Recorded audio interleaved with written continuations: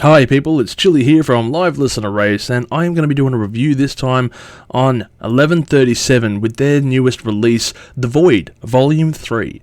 Now, longtime fans of the show will recognise the name 1137 from an episode I did called The Jive Highs, in which the band actually reached out to me and said, can you check out this album of ours?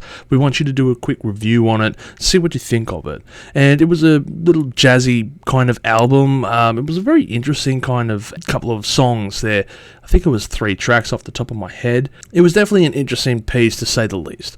And I'm happy that they reached out to me, and I'm happy that I did the review for them. So they have reached out to me again and told me, hey, we have done a new album. Can you please check it out and give us your thoughts? And it's very odd timing, because actually around the time that they commented, I had noticed they released a new album, and I was actually going to reach out to them and ask if I could do a review for them. So here we are for the review on Volume 3, otherwise known as The Void. And of course, it's a part of a 3-part series. All of this will be available on their YouTube page, which I will put up on the link here for you to check out. And of course, down below will be the website. Now, there's 2 reasons, I guess, why a band would ask to be reviewed. One is for feedback, and the other one could be maybe just a bit of publicity. And of course, I'm happy to help out either way. It's interesting because I heard a quote today which I was thinking back to this review, which was, don't ask for criticism because criticism comes often.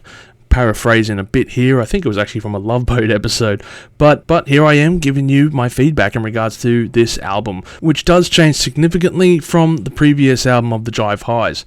Whereas The Jive Highs was an album based in kind of jazz experimentation music, this one just goes into lo-fi, down-tempo beats. It's different to The Void 1 and 2, which were a little bit more experimental compared to this, but I think it's a lot more focused, and that's the main thing.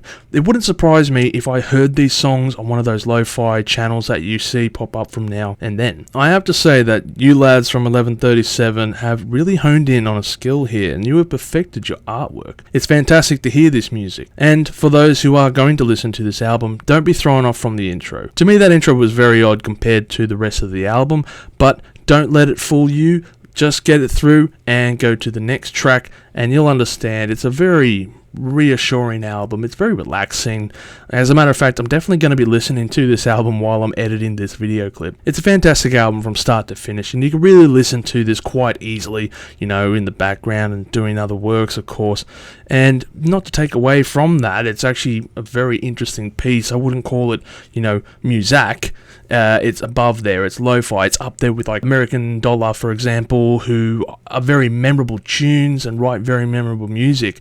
You know, and they're definitely in a tier above those kind of simple lo-fi tunes. It's very much like, oh, what's that song? Okay, that's interesting. I might Shazam that one and check out the artist. This is a band that you really should check out. I would recommend it, especially on the Volume 3. Now, of course, they're joined by a fair few artists in the 4/8 here, with mixes from Serge Yarrow, Frederick Floyd, Beggar, Sopunk 6, if I've mispronounced that, I'm sorry, and Maury. And they're very interesting collaborations with these musicians, which add a bit of flavour into the mix here. For me, I really enjoyed this album, and 1137, if you're watching right now, definitely my favourite piece that you guys have released. Overall, I have to say, regarding this album, I'm going to give it a score of 1.5 million chilies on the spicy scale. I really enjoyed this album, with highlights being the tracks Lost, Spirit, and Rebirth. There is also some good news amongst the mix, which is that they are working on a 4th album currently, and it's an ambitious concept piece which will be out in a few months. So as I've said before, go check out their channel, listen to their music. I really recommend that you do so.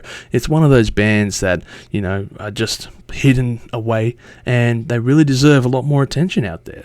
So everyone, you have a great day and stay spicy. Thank you for tuning in to this episode of Live Listener Race. And if you have enjoyed this episode, make sure you share it with all your friends. Don't forget to subscribe to our Chilli Con Carnage Crew so you can get notified for all the future videos that we put out, as we put out videos every Friday. Also, we are on Discord, Facebook, Instagram, and Twitter over at Live Listener Race, so make sure to tune in over there. And don't forget to like this video so that our manager can stay very happy.